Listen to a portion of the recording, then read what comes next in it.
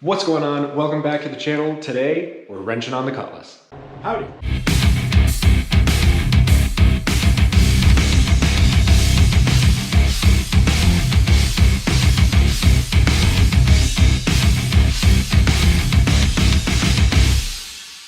So now that the Cutlass has been up and running, I've been driving it around, and one of the things that I'm noticing is that one, I'm still not getting great gas mileage even though I have the 204R installed. And I'm also having an issue where after a longer drive, like half an hour, 40 minutes-ish, like on my way to work, when I park my car and turn it off, it then diesels. So when we got the motor back together and we got everything all squared away, what I did, and hopefully, let me get a light here.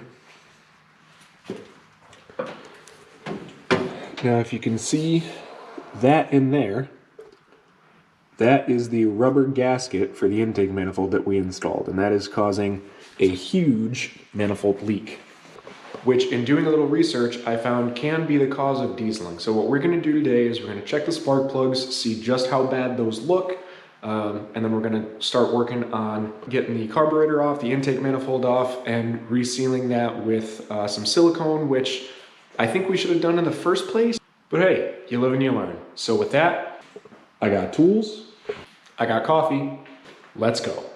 So first things first, whenever you're doing anything electrical, you want to make sure that your battery is disconnected. I've already gone ahead and done that. You know, let me see if I can find some better light for this area. All right, so for now, this should be all right. First thing we're gonna want to do, I'm on the driver's side of the car. So that means this right here is the #1 cylinder, so we'll go ahead and check that first. Like I said, you want your battery disconnected. Now we're just gonna go ahead and take the spark plug wire off. A nice little there. And I believe it's a 13/16 inch socket, so we'll go ahead and grab one of those. And obviously you want it to be a deep 13/16 socket because we're gonna need to clear the body of the spark plug.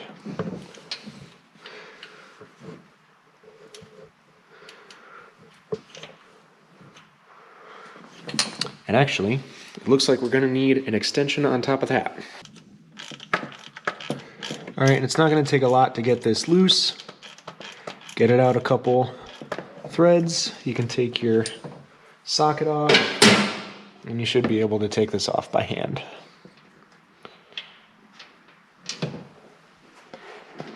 So now let's come over into the light here. All right, so as we look at this under a better light, I think we're on the okay to lean spectrum of the scale here. I mean, which kind of makes sense because we did take a couple jets out of the carburetor over the winter time. I do have it still set to the most lean that it can be. Part of the reason why I did that is because the exhaust still smells pretty bad. I mean, if you're behind the car for really any length of time, your eyes will start to burn.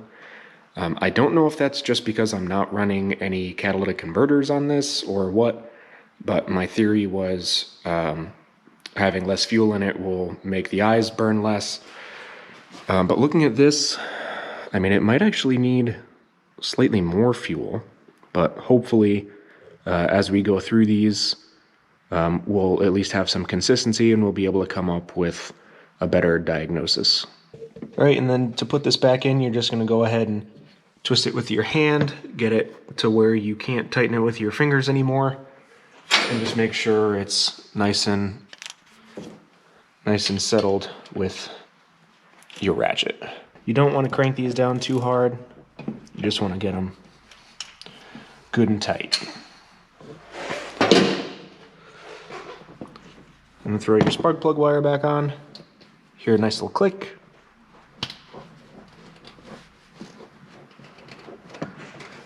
And you're good to go. Okay, on to the next one. All right, so I'm on to the other side now.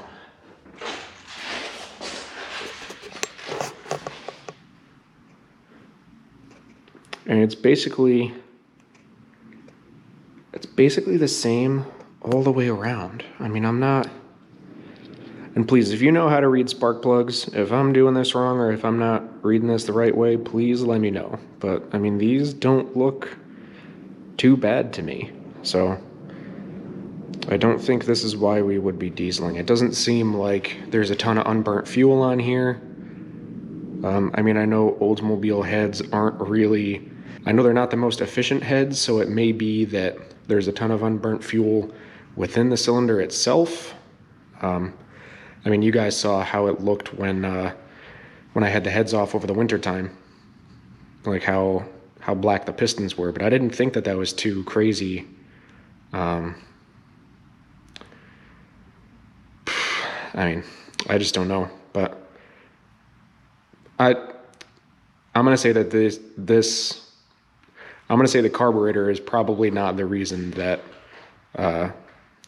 I'm going to say the carburetor and the air-fuel ratio is probably not why we're dieseling. So I'm going to check the rest of the spark plugs on the passenger side, and then we'll get to getting the intake off. I thought this was going to be somewhat simple, but taking a look at it, I mean, there's a lot of stuff that's got to come off of here. So I guess we'll just take it step by step. I've got to make sure that I'm unplugging everything properly. A real bummer, I think. I thought I was going to be able to get away with not taking the distributor off, but the back of the intake does touch that. Not touch it, but it sort of sits underneath the distributor. You can't really see it from this side, but yeah, I'm gonna have to take the distributor off. I'm gonna have to so I'm gonna have to take the carburetor off, distributor, the alternator, because the bracket attaches right here to the intake. I'm gonna have to take off a bunch of these radiator hoses, and then when we throw everything back together, I'm gonna have to put the distributor in back the way it was. I might have to retime the engine. I'll have to make sure the carburetor tune is still good. I'll have to reset the TV cable on the transmission. So this is gonna be kind of intensive, but it's still early on Saturday. It's only 10 o'clock, so we'll get it moving. All right, it is a little after 11. Making some pretty good progress. Got the carburetor off. I've got the alternator bracket off because that was in the way. Now I'm going to be working on the electrical, the distributor, and the radiator hoses. I'm thinking this one here is really the only one I'm going to have to take off. And hopefully it's not going to cause too much of a mess, but I think... Oh no, this one here too actually attaches right into the manifold back there. But that should be it. I feel like I'm making pretty good progress here. I just got to keep track of everything. I left a lot of the... Fortunately, I left a lot of the electrical tags and things on from last time. And I can still read those pretty good, so I should be okay with like the wiring and things like that. But yeah, we'll keep trucking right along. All right, super quick pro tip. If you are taking off your intake manifold and you happen to have access to a 1971 Oldsmobile chassis service manual, consult it, because you would see that it says very clearly step 2, drain radiator, then disconnect upper radiator hose and thermostat bypass and yada yada yada. And that way you will prevent yourself from getting coolant everywhere. Which is what I just did. So now I've got to run to the store so I can get a big enough catch can to catch all of the fluid that I'm about to drain out of this. Read the directions first. All right, back out in the garage. I'm trying to spread this whole process out a little bit, trying not to overwork myself here. I wrote down a list of stuff that we need to do to finish this. We're up here. The instruction. So the chassis service manual that I'm going off of does not say that I need to take the distributor out. Just with how tight it is over there.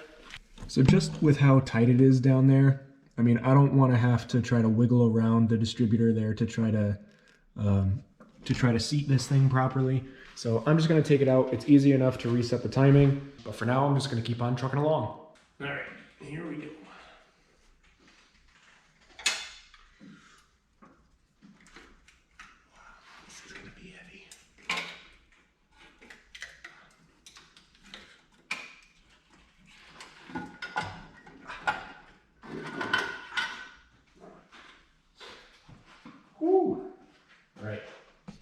All right, so just taking a look here. This is the backside seal. This one didn't look too bad. You can kind of see is over on this end where there's a little bit of a gap there. You can see the floor through the hole. The front side though, that's where the real problem is. I mean, that is gacked. So that's why we're laying the silicone down. Fortunately, it doesn't look like there's going to be too much cleanup to do in here. I mean, everything looks pretty good to me. I'll just give everything a good wipe down, make sure I'm clearing up all the coolant that we spilled before, and then we'll keep on motoring.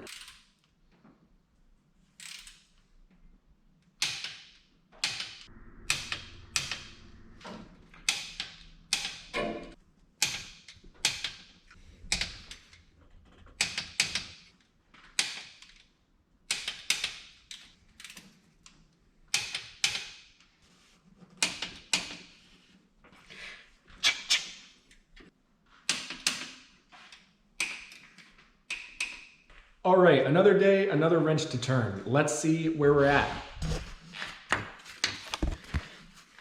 So yesterday, with the help of Chris, he stopped by for a couple minutes.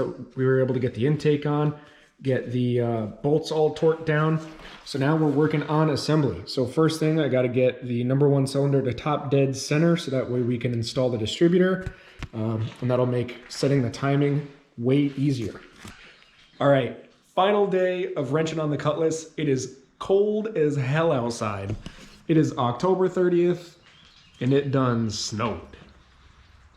So we're out here looking goofy. It's still fall. We're all dressed up all warm. I got Chris helping me today. Everybody comment down below. Congratulate Chris. Homeboy just got his Master Tech, ASC certified. What up? Super smart now. So we have gone through the whole list, put all the fluids in the car. I need to find where my carburetor vacuum plugs are. That should be easy enough to fix once we get the timing set. I may be doing that slightly out of order, but we'll see. Should be able to just fire the car up and get it going. All right. After many trials and tribulations and several backfires through the carburetor, we're now trying to re-find top dead center. Damn, it wasn't 8? What size did you just grab? Quarter. Motherfucker. I thought it was a quarter. Fucking putting a hallway over a hot dog right there. Listen. There we go. This is a good one. This is for first one he has, and also right one, but he changed out to find out for wrong one to confirm that the right one was yes. Alright, when you're done with that, I'm gonna all set the TV cable. The what? The TV cable. Oh, Unless you want to do that. nah. That's a you thing. It's pretty easy. Yeah. Setting the TV cable is as easy as 1, 2, 3 with the bow tie overdrives. Overdrive made easy kit. What are you pushing product? Sponsor me, PTO! I am in no way, shape, or form sponsored. Call me. He's on step 1, folks. And he's struggling. I mean, don't tell them I said this. It's really more like 4 or 5 steps.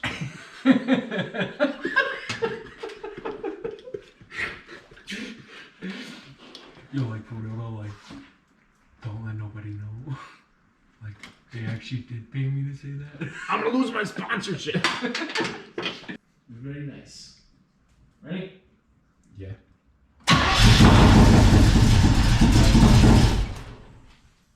Damn! Best progress so far. Yeah, dude! Let me kick it forward just a touch. That's the other forward. Let me go forward. Ooh. Okay. Alright, give her another go.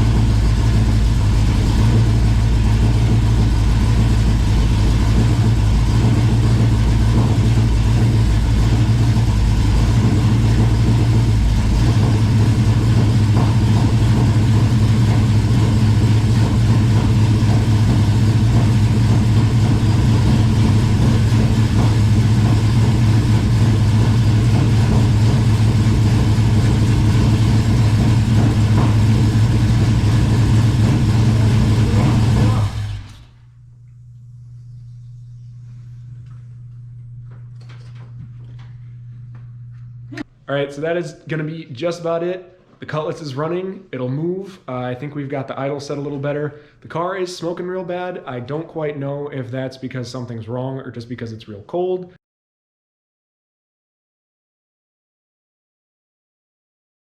Still got a little bit of tuning to do on the carburetor. One of the radiator hoses is leaking, so I gotta replace that. But hopefully we'll be able to get her out of here. That's all for this video.